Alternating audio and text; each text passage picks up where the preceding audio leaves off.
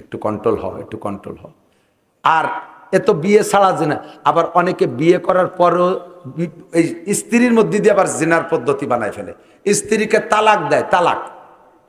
তালাক দেওয়ার সময় তো মাত্রাগুলোনের উস নাই, ওরে গরম, বউরে পাটার মতো খানিক গালাগালি করবে, এরপরে মায়ের শুরু হবে, হাড়ি ঘোড়া লাতোয় ফেলায় দেবে, শোকেস লাথি দিয়ে ফেলায় দেবে, বাতের আড়ি ধরে ভেঙে ফেলায় দেবে, ছাগলের ঠ্যাং টেনে ছিঁড়ে ফেলায় দেবে। এরপরে বউরে যে বাড়ি শুরু করবে, মারতি মারতি মাথা গরম হয়ে যাবে। চিনিস আব্বা কলিও ছাড়বো না, বউতিও কয় তুই এবার ধর্মের বাপ, মাফ কর, তোরেও তালাক দিলাম, তোর মাও তালাক, যে হুজুর বিয়ে বলেছে সে হুজুরও তালাক।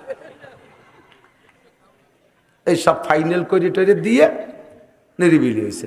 পরে বউটা যত, বউ তো আর অত রাখি নেই, বউ তো পাইয়ে গেছে বুঝমতো তালাক, হয় 1 তালাক 2 তালাক 3 তালাক, তোর গোষ্ঠী শুদ্ধ তালাক, সব তালাক। এরপরে বউটা ব্যাটিং বুটিং নিয়ে রওনা দিয়েছে। কিছুক্ষণ পর যখন উস হয়েছে, ছোট ছোট বাচ্চারা কাঁদতেছে, কোয়ানে যাও সুরে, কোয়ানে যাও, কথা বলবে না, তোমার সাথে কথা বলা হারাম, তুমি আমার তালাক দিছ।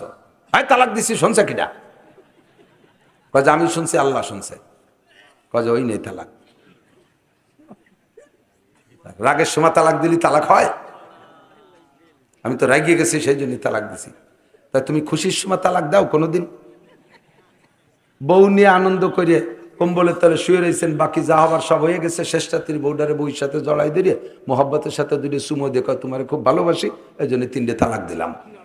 একেও কয় তাই ভালোবাসার সময় তালাক দিলে না, তালাক দিলে না, আর রাগের সময় দিলে হবে না, তাই তালাক হবে কবে? কিছু কিছু মৌলবী কাঠমুল্লা 200 টাকা খাইয়া এই সমস্ত জায়গা মিথ্যা ফতোয়া দেয়, রাগের সময় তালাক দিলে তার আছে না নাই? এর 2-1টা মৌলবীরে পাইলে আমার কাছে নিয়ে আসবেন, পানিশমেন্ট দেবো ওই মাদ্রাসায় ফেলে। 200 টাকা খাইয়া স্থায়ীভাবে একটা জেনার দরজা খুলে দিছিস, ওই পরিবারে যা হবে সমস্ত জেনা আর জেনার গুণা আর ওই হারামজাদা পয়দা দেবে, সবগুলো তোর বস্তার মধ্যে ভরা হবে। লেখাপড়া কিচ্ছু জানে না, মসজিদে একটু ইমামতি করতে যাই, ফতোয়া দেওয়ার জন্য দাঁতে দাঁড় দিয়ে ঘুরি বেড়ায়, ঠোঁটে গ্রীষ্মায় তেল তেলে রাখে যাতে তাড়াতাড়ি কই বেলান যায়। হ্যাঁ, তালাক দিয়ে এরপরে গেছে, যখন আমাদের কাছে এসে আমরা বলছি তালাক হয়ে গেছে, কয় তারপরে খোঁজে যে কাগি কাছে গেলে এই তালাক হয় না শুনি। পরে শুনছে যে আহলে হাদিস আলারা কয় একবারে 3 তালাক দিলে তাতে 1 তালাক হয়। ওই জায়গায় যে শুনি এসে ফিরে বউ নিয়ে ঘর সংসার শুরু করে দিয়েছে। এ আছে না নাই? বউ হারাম, এখন যা করতে সব জেনা হচ্ছে, যা পর্দা হবে সব জারজ সন্তান। 1 তালাক দিলে 3 তালাক হবে কে?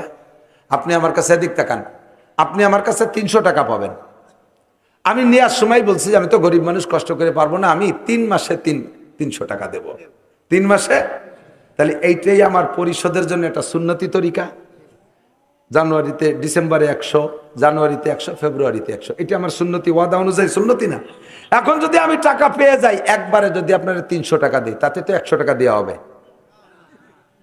300 টাকা একবারে দিয়ে দিলাম, কথা ছিল 3 মাসে দেবো 300, কিন্তু একবারে 300 দিলাম, তাতে 100 দেওয়া হবে না?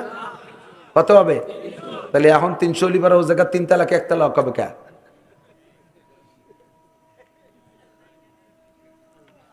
এই চোরগুলো সমাজ দ্বারা জ্বালায় দিল, দেশে এমনি আজে বাজে ভাবে যারো সন্তানের দেশটা ভরি যাচ্ছে। আর এরপরে এই যে এই বৈধতার ভিতর দিয়ে আবার হারামজাদা ঢুয়ে দিছে হাজার হাজার। এর থেকে বাঁচেন। সমাজে এই রকম যদি তালাক দিয়া বউ নিয়ে কেউ সংসার করে, তাকে যদি সমাজের কেউ সাপোর্ট দেয়, ওরে সহ মসজিদের থেকে ঘেটি গুলিতে বের করে দিতে হবে। মারামারি যেন হয় না। কাজে হলো নাসির হুজুর কইছে মামলা উনিও খাবে। মারামারি না, অন্যাসে ভদ্রতার সাথে, নইলে বিচ্ছিন্ন করে দেবেন। আমার মা বোনরা, তালাকের ব্যাপারটা দুনিয়ার কেউ জানুক না জানুক, আপনি জানেন আল্লাহর কাছে যাইতে হবে। স্বামী আপনারে কোন ভাষায় তালাক দিছে, স্বামীর মনে না থাকলে আপনার মনে আছে, আপনি ওই স্বামীকে নিয়ে ঘর করবেন না। হারামজাদা সন্তান, জারজ সন্তানে প্রোটেকশন দিয়েন না, সমাজটারে পাক করতে দেন, নাপাকের মধ্যে যেন না। ইনতাজতানিবু কাবায়ের, যদি কবিরা গুনাহ থেকে বাঁচো, আল্লাহ কয় নুকাফির আনকুম সাইয়্যাতিকুম, তোমার সমস্ত সগীরা গুনাহ আমি মাফ করে দেব। চেষ্টা করা যাবে না? যাবে। আল্লাহর স্ত্রীর শক্তি বেশি। কত বড় বিয়াদব। আমরা কি বলি? কুল হুয়াল্লাহু আহাদ, বলেন আল্লাহুস সামাদ সামাদ লাম ইয়ালিদ ওয়া লাম ইউলাদ। আমার আল্লাহ একক কারো কাছে ঠিকানা। আমার আল্লাহ কেউরে জন্ম দেয় না, আমার আল্লাহকে থেকে জন্ম নেয় না। আমরা এই বিশ্বাসে বিশ্বাসী। ঠিক ওই রাজা কইল ওইটা হলো শিরিক ফি জাত, আল্লাহর অস্তিত্বের সাথে শিরিক করা। এটা 1 নম্বর মুশরিক, 1 সেকেন্ডের জন্য জান্নাতে যাবে না। আল্লাহ কয় ওরা আমার বড় শত্রু। 2 নম্বর হলো শিরিক ফি সিফাত, আল্লাহর যে গুণ আছে আল্লাহকে একা মানি। হ্যাঁ যুবকরা খেয়াল করো না, তোমরা একটু বুড়ো হবাই ঝামেলার মধ্যে পড়ে যাবা। দিন দিন বক্তাদের বয়ানের রং পাল্টে যাচ্ছে। এই গভীর কথাগুলো বলা ছাড়ান দেশে এখন গীত গান গজল দিয়ে মজলিস গরম করে পকেট ভরি আটকে যায়। এক আর থাকবে না, বেশি দিন নাই। এই আমাকে সিরিয়ালের আদা বুড়ো চাইলে নৌকাটা মরি গেলি পরা সাপ। একটু খেয়াল আরো। 2 নম্বর শিরিক ফি সিফাত কাকে বলে? আল্লাহর অস্তিত্ব হিসেবে আল্লাহকে একাকেই মানি। আল্লাহ একা ঠিক, কিন্তু আল্লাহর যে গুণ আছে ওই গুণগুলো অন্যের মধ্যেও আছে, তখনই আপনি মুশরিক। আল্লাহর গুণের মধ্যে কি গুণ? আল্লাহ হাজের, আল্লাহ নাজের। হাজের মানে এনি টাইম এভরিডে, সব জায়গায় আল্লাহ উপস্থিত হওয়ার ক্ষমতা রাখে। কে রাখে? নাজের, একে টাইমে সব জায়গা দেখে কে? সামিউন বাসির, একে টাইমে সব আওয়াজ শোনে কে? সব কিছু দেখে কে? এই গুণগুলো যদি আর কেউরে ভালোবাসে একটু শরিক করি, যে আল্লাহর নবীও হাজির, যখনই মিলাদ পড়ি চলে আসে, আমরা যেখানে যা করি নবীও দেখে, তাহলে আল্লাহর ওই গুণটা নবীর মধ্যে নিয়ে আসছেন। নবীকে বেশি ভালোবাসতে যাইয়া আল্লাহকে বিশ্বাস করেন, কিন্তু নবীর ভিতরে আল্লাহর গুণটা ঢুকই দেওয়ার সাথে সাথে আপনি পাক্কা মুশরিক। সারা জীবন ফরজ ওয়াজিব সুন্নত পালন করেও 1 সেকেন্ডও ভেস্তে যাইতে পারবেন না। সাবধান! ছেলে দেয় কে? কথা কয় না। মেয়ে দেয়, মোটো না দেয়, হিজলে দেয়, জোড়া জোড়া দেয়। ইয়াহাবুলি মাইয়াশাউ ইনাসা ওয়া ইয়াহাবুলি মাইয়াশাউ যুকুর আও যুযাফিজুহুম যুকরানা ওয়া ইনাসা ওয়া ইয়াজআলু মাইয়াশাউ আকিমা। যারে খুশি ছেলে দেয়, যারে খুশি মেয়ে দেয়। কেউরে ছেলে দে মেয়ে জমজ দেয়, আবার কেউরে নিঃসন্তানী বাজা বানাইয়া রাখে। এ সব ক্ষমতা আল্লাহর। অথচ আমরা পীরের দরবারে বট গাছের গোড়ায় মান্নত করি ছেলে হওয়ার জন্য, মেয়ে হওয়ার জন্য। খাসি মানেন, গরু মানেন, সিন্নি মানেন, সালাত মানেন। ওরে এই মান্যতটা যদি রসুলের নামেও মানেন তাও আপনি মুশরিক। এই মান্যত কাবা ঘরের নামে মানেন তাও আপনি মুশরিক। এই মান্যত মসজিদে নববীর নামে মানেন তাও আপনি মুশরিক। আল্লাহু আকবার। এই মান্যত যদি সদর সাহেবের নামে মানেন তাও মুশরিক। এই মান্যত যদি সরমুনার পীর সাহেবের নামে মানেন তাও আপনি মুশরিক। মান্যত হবে একমাত্র কার নামে। আর ওই সব জায়গা দিলে আপনার ইবাদত বন্দেগী সব করতেছেন পরিষ্কার, কিন্তু একটা জায়গায় মার খেয়ে গেছেন, আপনি মুশরিক। আপনার আকীদা পীরের জায়গা দিলে কিছু হয়, পীরের কাছে মুরিদ হলে ধনী হওয়া যায়, ওই পীরের কাছে মান্যত করলে আমার এই সম্পদ পাওয়া যায়। এইগুলো হলো আল্লাহর গুণকে পীরের মধ্যে এনে কাড়াকাড়ি করতেছেন। এর কয় শিরিক ফি সিফাত। আমি কি বুঝতে পারছি? ক্ষমতার উৎস কে? জনগণ ক্ষমতার উৎস।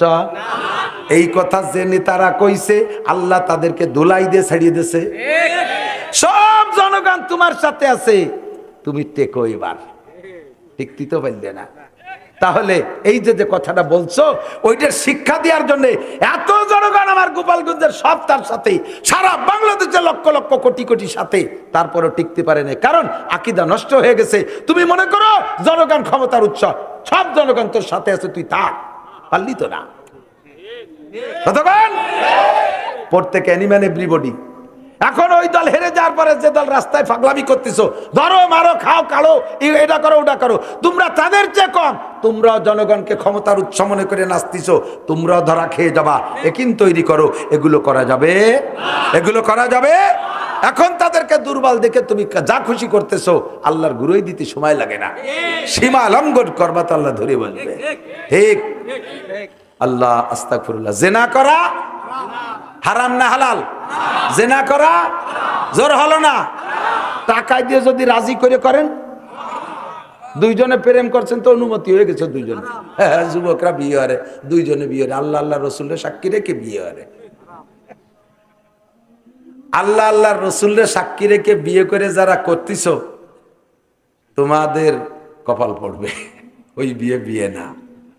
আল্লাহকে আমার রসুল তো সব জায়গা থাকে না, উনি তার হাজার নাজের না, আমি সব জায়গা তাই। তা আমারে সাক্ষী রেখে বিয়ে হবে না, সাক্ষী রাখতে হবে মুসলমান পুরুষ 2 জন। কয়জন?